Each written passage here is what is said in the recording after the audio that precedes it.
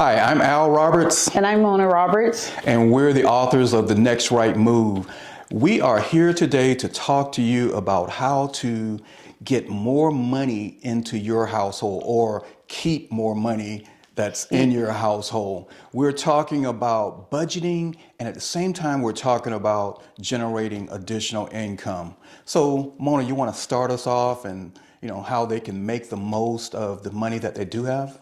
Yeah, I think it's important for us to be, closely aware and attached to what we're earning and what we're spending. And we have a book, Al and I are authors of a book, our first book, which is Marriage Ordeal to Ideal, right? And when our marriage was an ordeal, this was one of the issues, right?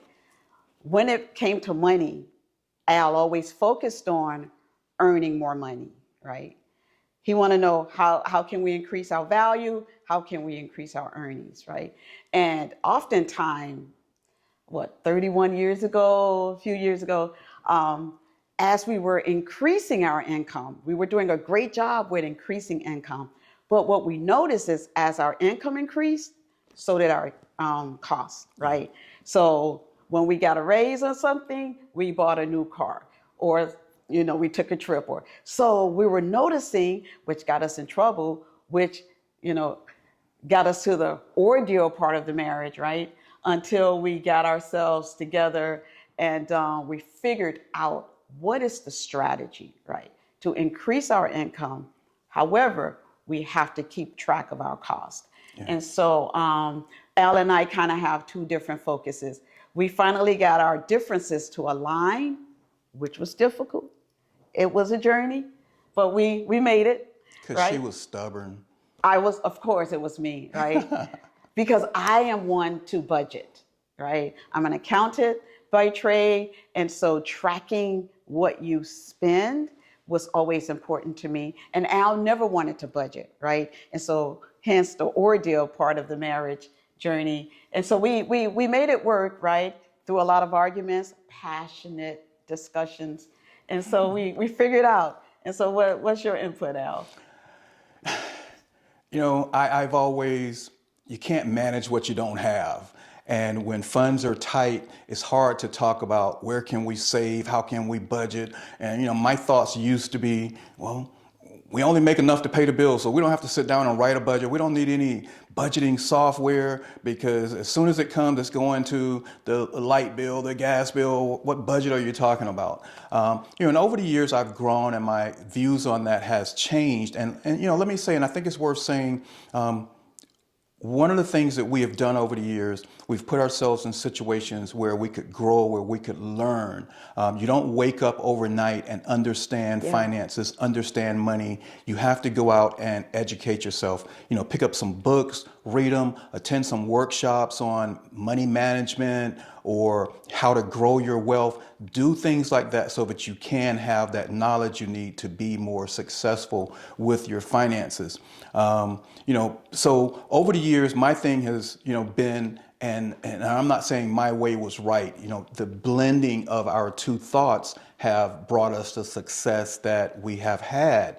But my thoughts have always been growing your income, growing, what's coming in through business, through different investments. That has been my thought. One of the most simple things that, I talk to people about now is, if you're employed, you like your job or you don't foresee yourself leaving that job no time soon for whatever reasons, either you like the job or, for educational purposes, or maybe it's just a decent job. Well, one of the things that you can do to increase your household income is go sit down with your boss and say, hey, are you satisfied with the work product that I'm producing? Are you satisfied with what I bring to the table for this company? What can I do better?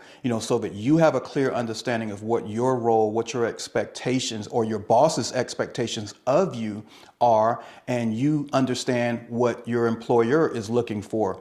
And let them know that, hey, you're looking for growth. You want, you hope to get a raise sometime in the near future, or a promotion, or just move laterally to a different job that pays better. So sitting down with your employer, asking the questions, what can I do? I mean, I'm an employer, we're employers, and when a staff member comes to us and say, what can I do better? How can I grow? How can I help the company to be more successful? That really excites us.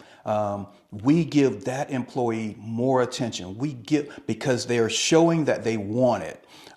So I encourage you to, if at a minimum, do that. Talk to your employer. Yeah, in other words, increase your value. Increase your value. Increase your value, which means you may have to increase your skill set. Right. You may have to learn an additional skill. You may have to, get a certification in your line of work. And as business owners, we have to continue to increase our value. Biannually, we send out surveys to our parents. And let me tell you, our parents We're in the child care industry. Yeah, I was about to say we're on a child care center, and our parents are brutally honest about how we can improve, right? And so we have to adhere to those responses from our parents and incorporate the changes, right? And sometimes it means, we have to increase our quality, maybe get another certification, become accredited in an area, or hire better staff people. But in order to hire better staff people, how do we attract a better candidate? And so we may have to increase what we're doing and what our offerings are. Improve our skill set. And improve our skill set, right? And so I think increasing your value, man, but you can increase your value on so many different levels. You can increase your value in your marriage. How do you become better spouses, right? How do I become a better wife? We don't grow up, or we're not born with all of this information. Like Right. Al said, sometimes you have to put yourself in the environment to gain more knowledge and get more wisdom, right? And so I think that's part of the value increase. And it's ongoing. Al and I have been business owners for about 30 years now, and the value increase doesn't stop. It continues throughout our lives, right? You may not agree with what I'm about to say, but I just want to share this with you, especially if you're an employee for some organization. When staff members come to me sometime and say, hey, I've been here a year and, do you think I can get a raise? My conversation with them is, yes, you've been here for a year and I appreciate that. And yes, there is some value in that. But what certification have you gained? What are you bringing to the table? What have you learned that's benefiting the business? How are you helping the business to grow and be successful? Yeah. If you're the same person that you were a year ago, why does your employer need to spend more money on you? Yeah. And that's a hard question, but it's real, is how employers look. So I want you to give some thought to that. There's so much knowledge out there. There's, things such as this book, and this is one that we wrote, The Next Right Move in Your Life. What is that next right move? But there's so many books out there, plus this one, that can help you to grow so that you can learn new things. There's what I call the new university, which is YouTube. There's so much information on YouTube, no matter what subject, no matter where you want to grow, there's information out there. One of the things that's happening right now is AI, this artificial intelligence thing. If you're not learning, you should be getting involved or learning about AI, because it is changing the world. It is going to take jobs, and those that can utilize AI are going to be those that are going to benefit and grow and continue to expand their lifestyle because they understand and are utilizing AI. So get out there and learn some things there, whether it's taking a new course, new training, new certifications, whether it's YouTube University, do what it takes to grow. But at the same time, the money that's coming in right now, you need to understand your budget, understand where that money is going. Yep. Is money going out? One of the things that we look at once a year, we look at our bank accounts and all the subscriptions that Oh we my pick up gosh. that we're not even thinking about. Yeah. I think last year when we did that, there were $250 a month Yeah. that was going out in subscriptions that we don't even use. Yeah. So that's one of the first things you can do is look at your bank account, see what's going out the window that shouldn't be. Yeah, we're back to tracking spending. Tracking spending. We're back to tracking spending. I mean, yeah, Al, we have subscriptions, Constant Contact. We just go through Peacock, Netflix. I mean, it's just numerous, right? And before you know it, you ordered something, and a year later, if they have your credit card information on file, they automatically charge you for the following year.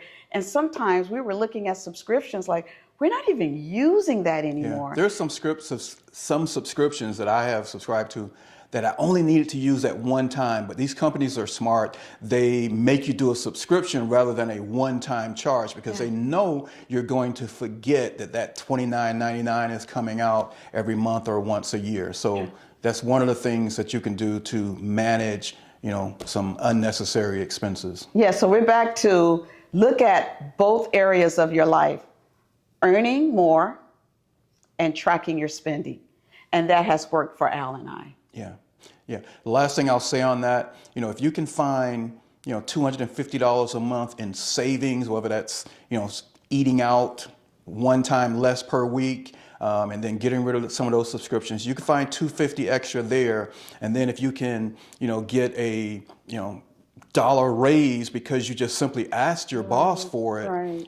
That together might mean a $500 difference in your household every month. Yeah. Don't discount small changes. Yeah. Sometimes it just requires small tweaks in our life, and the small changes really turns out to be really big impact.